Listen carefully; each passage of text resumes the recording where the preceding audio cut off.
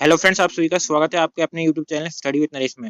Friends, आपको मैं बता दूं कि आपका DDA-JSA का एग्जाम 21 दिसंबर को होने वाला है। तो उससे रिलेटेड एक नोटिस आया है जिसमें इंपॉर्टेंट रूल्स दे रखे हैं और टाइपिंग टेस्ट में कैसे क्या चीज होगी वो सारी चीज इस नोटिस में दे रखा है। तो इस वीडियो को लास्ट तक देखना, ठीक है। बात करते हैं इंपॉर्टेंट पॉइंट्स की।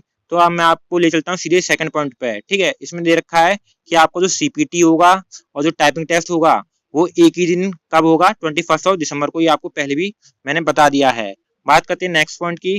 तो नेक्स्ट पॉइंट है both the test are qualifying in nature as mention in notification, ठीक है। दोनों CPT हो गया आपका और स्किल टेस्ट हो गया, ये क्वालिफाइंग इन नेचर है। ये मेरिट डिसाइड नहीं करेंगे। मेरिट कौन डिसाइड करेगा? आपका जो स्टेज 1 एग्जाम हुआ है वो।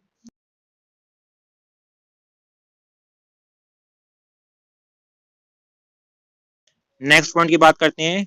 Display text on desktop computer is to be typed in English only as opted by the candidate in the online application form, ठीक है। तो आपकी जो टाइपिंग होगी सिर्फ किस में होने वाली है? इंग्लिश में होने वाली है। जो सारा टेक्स्ट होगा वो किस में आएगा? इंग्लिश में आएगा। और आपको टाइप भी किस में करना है? इंग्लिश में ही करना है, ठीक है। नेक्स्ट पॉइंट की बात करते हैं, point number 5। It is mandatory for all the shortlist candidate for stage second third to appear in both the test, ठीक है। जो भी कैंडिडेट CBT 1 पास करके जा रहे हैं उनको स्टेज 2 और स्टेज 3 का एग्जाम देना ही देना है, कंपलसरी है ये, ठीक। नेक्स्ट बात करते हैं पॉइंट 6 की। Candidate opting for English medium should have minimum type 35 word per minute which is correspond to 10,500 की डिप्रेशन पर आवर, ठीक है। तो आपको बतानी है इंग्लिश की स्पीड कितनी में टाइपिंग करनी है आपकी, 35 वर्ड पर मिनट कि आपको इंग्लिश की टाइपिंग करनी है, ठीक है। तो 10 मिनट्स में की डिप्रेशन के अकॉर्डिंग कितना हो जाएगा? ये 1750 की डिप्रेशन इन 10 मिनट्स हो जाएगा। बात करते हैं नेक्स्ट पॉइंट की।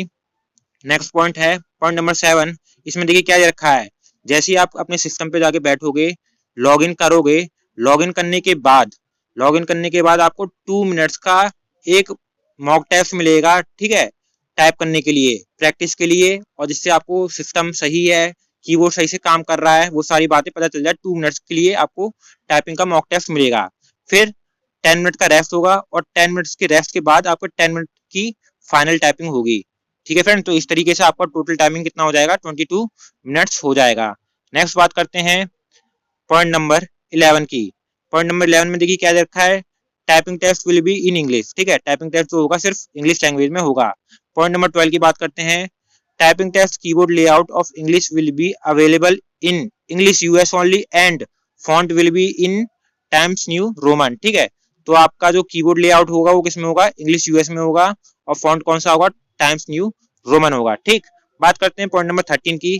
पॉइंट नंबर 13 में दे रखा है do not use special keys or any key at the time of examination which is not necessary for the typing of the word given in the display text। तो friends में clearly बोला हुआ है, जो आपका टाइपिंग पैसेज आए, जो words उसमें टाइप करने के लिए बोले हों, सिर्फ उन्हीं वर्ड्स को टाइप करें। एक्स्ट्रा कोई भी स्पेशल की या फिर कोई भी वर्ड टाइप ना करें, ठीक है फ्रेंड्स। अब बात करते हैं पॉइंट नंबर 14 की। ये बहुत ज्यादा इंपॉर्टेंट है, इसको ध्यान से सुनिएगा और समझिएगा, ठीक है।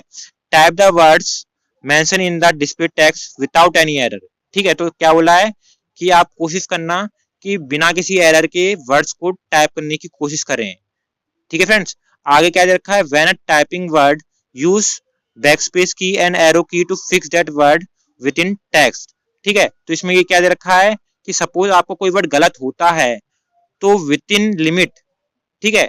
जैसे सपोज आपने वर्ड टाइप किया दा, THE दा, ठीक।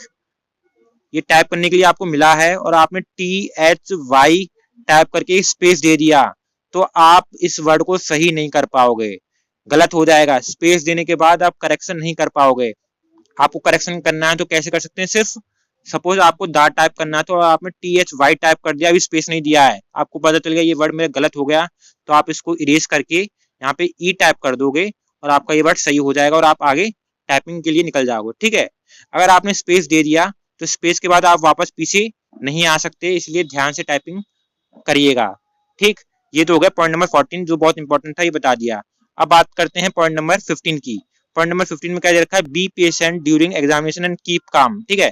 You can contact the invigilator for any problem, ठीक है। आप जैसे वो इन्विजिलेटर होते हैं वहां पे, आप उनको कब कॉन्टेक्ट कर सकते हैं? पहला पॉइंट है कीबोर्ड एरर। जैसे आपके कीबोर्ड में कोई एरर हो, मिस्टेक हो, की कोई काम नहीं कर रही हो, उस टाइम आप अपने इन्विजिलेटर को कांटेक्ट कर सकते हैं। नेक्स्ट, मशीन ऑटोमेटिक शटडाउन, ठीक है, जो आपका सिस्टम हो सपोज ऑटोमेटिक शटडाउन हो जाता है, बंद हो जाता है, काम करना बंद कर देता है, तब भी आप उनको कॉन्टेक्ट कर सकते हो। Power interruption, browser crash, suppose जैसे जो टाइपिंग के लिए जो पैसेज आ रहा है वो अचानक से गायब होगा या फिर और कोई प्रॉब्लम आती है, तब भी आप कॉन्टेक्ट कर सकते हो। नेक्स्ट है आर्टिफिशियल एक्सपायरिंग सेशन, ठीक है, सपोज आपका जो टाइपिंग टेस्ट का सेशन होगा वो 10 मिनट्स का होगा, सपोज किसी प्रॉब्लम की वजह से 5 मिनट बाद, 2 मिनट बाद या कितनी मिनट भी बाद वो गायब हो जाता है, बंद हो जाता है, ठीक है, काम करना बंद कर देता है, तो उस कंडीशन में भी आप इन्विजिलेटर को कॉन्टेक्ट कर सकते हो। ठीक है फ्रेंड्स, इसके बाद दे रखा है पॉइंट 16, बहुत इंपॉर्टेंट है, इसमें क्लियरली ये दे रखा है आपको Bluetooth, mobile phone, electronic watch, camera जैसी कोई भी चीजें अपने साथ लेके नहीं जानी है।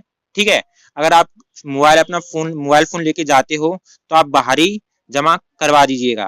नेक्स्ट पॉइंट है point number 17, clock has been installed on the server so that remaining time of the exam expiry will be displayed in the countdown timer। ठीक है, सपोज आपका 10 मिनट्स का टाइम है, तो जैसे ही आप की प्रेस करोगे, टाइपिंग स्टार्ट करोगे, तो स्टार्ट हो जाएगा काउंटडाउन की तरह, 9 minute 59 second, 2 minute 40 seconds are left, 1 minute left, 59 second left. तो इस तरीके से आपका जो टाइमर होगा वो आपको पैसेज में ही कंप्यूटर स्क्रीन पे दिख जाएगा।